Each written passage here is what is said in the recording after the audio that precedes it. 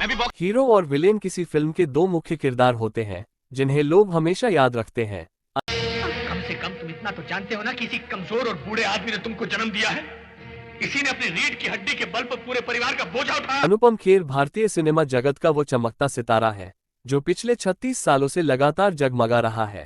अनुपम खेर वो नाम है जिन्होंने फिल्मों में मुख्य किरदार तो नहीं निभाए पर अपने अभिनय से लोगों के दिल में जगह बनाई है। उनके किरदार हमेशा ही अलग और यूनिक होते हैं। मैं तो ऐसे ही कह रहा था कि कॉलेज में शॉर्ट स्कर्ट्स पहनना मना है। लेकिन ये तो आजकल का फैशन है मल्होत्रा। अनुपम खेर एक ऑलराउंडर अभिनेता हैं। उन्होंने हर टाइप के किरदार निभाए हैं और हर किरदार को बखूबी निभाया है।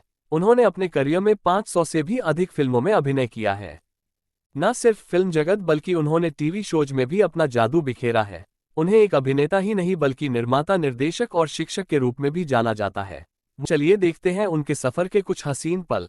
अनुपम खेर का जन्म 7 मार्च 1955 को शिमला, हिमाचल प्रदेश में हुआ।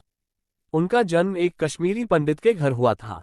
अनुपम खेर भले खुद को कश्मीरी पंडित कहते हो लेकिन सच यही है कि उनका जन्म शिमला के एक मध्यम वर्गीय परिवार में हुआ। उनके पिता स्वर्गीय पुष्कर नाथ खेर थे जो शिमला में क्लर्क के तौर पर काम करते थे। उनकी माता का नाम दुलारी खेर है। उनका एक छोटा भाई है जिनका नाम राजू खेर है, वो भी फिल्मों में अभिनय का काम करते हैं। अनुपम जी ने अपनी शुरुआती पढ़ाई DAV public school Shimla, Himachal Pradesh में की और आगे की पढ़ाई पंजाब विश्वविद्यालय चंडीगढ़ से की। उनकी स्कूल के समय से ही एक्टिंग में बहुत रुचि थी, इसलिए उन्होंने नई दिल्ली के नेशनल स्कूल ऑफ ड्रामा से डिग्री प्राप्त की। बात क्या है? अरे मैं तुझसे पूछता हूँ, बोलता क्यों नहीं? सर वो बहरा है, उसको सुनाई नहीं देता। वे थिएटर ड्रामा से ग्रेजुएट हैं। अनुपम खेर का विवाह साल 1970 में अभिनेत्री मधु मालती कपूर से हुआ था। यह उनकी अरेंज्ड मैरिज थी, पर कुछ सालों बाद ही उन्हें एहसास हुआ कि वो अपनी कॉलेज की सहेली और मशहूर अभिनेत्री किरण खेर से आकर्षित हैं और दोनों ने शादी करने का फैसला कर लिया। कौशल्या दीदी, देखो तो तुम्हारे लिए संदेश लाई हूँ। अरे सुमित्रा। किरण खेर की भी एक शादी हो चुकी थी जिससे उन्हें एक बच्चा है जिसका नाम है सिकंदर खेर, और अनुपम खेर ने उन्हें अपना नाम दिया है। उन्होंने कभी सिकंदर को सौतेला होने का एहसास नहीं होने दिया। अनुपम खेर पढ़ाई पूरी करने के बाद नई दिल्ली में ही एक शिक्षक की नौकरी करने लगे, पर मुंबई शहर की चकाचौंध सभी का मन मोह लेती है। यही अनुपम के साथ भी हुआ और उन्होंने मुंबई जाने का फैसला किया। मुंबई आकर उन्होंने बहुत संघर्ष किया, तब जाकर उन्हें अपने फिल्मी करियर की पहली फिल्म मिली जिसका नाम था आगमन। यही वो फिल्म थी जिससे अनुपम खेर ने हिंदी फिल्म जगत में अपना आगमन किया। उसके बाद अनुपम खेर रुके नहीं, उन्होंने बहुत सी फिल्मों में अपने अभिनय से झंडे फहराए। उन्होंने हर तरीके के किरदार को बखूबी निभाया। उन्हें हास्य किरदार भी किए हैं। और हैप्पी गुलाब डे जी की? मेरा मतलब है जी हैप्पी गुलाब डे, हैप्पी गुलाब डे जी। गुलाब डे? हाँ जी, फिर तो ज्यादा दिन बड़ा चंगा है। विलन का किरदार भी उसी बखूबी से निभाया। उन्होंने बहुत से टीवी शो भी होस्ट किए हैं। 2002 में अनुपम जी ने एक निर्माता के तौर पर अपनी पहली फिल्म ओम जय जगदीश डायरेक्ट और प्रोड्यूस की।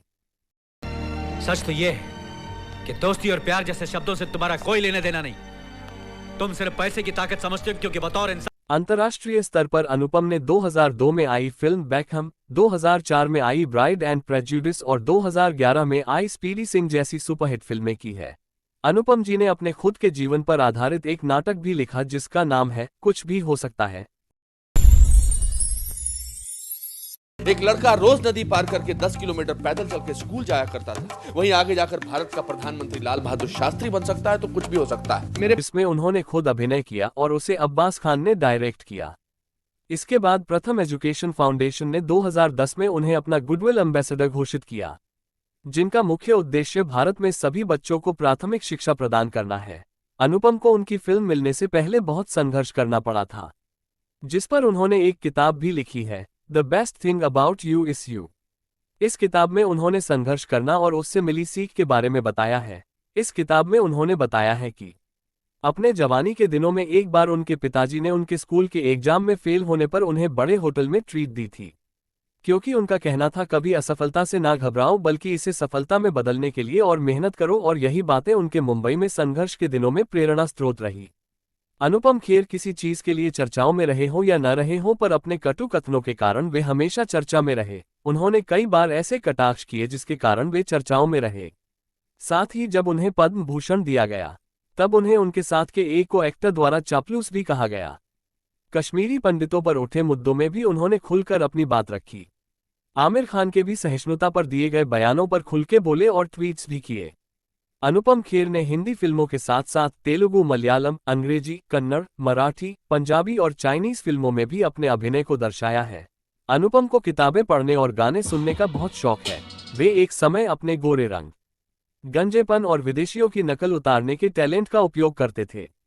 इसके लिए वो किसी भी रेस्टोरेंट में जाते और विदेशी की तरह बात करते हुए पेट भर के खाना खाते और बिना पैसे दिए निकल जाते, और लोग विश्वास ही नहीं कर सकते थे कि अनुपम कोई विदेशी व्यक्ति नहीं बल्कि भारतीय है।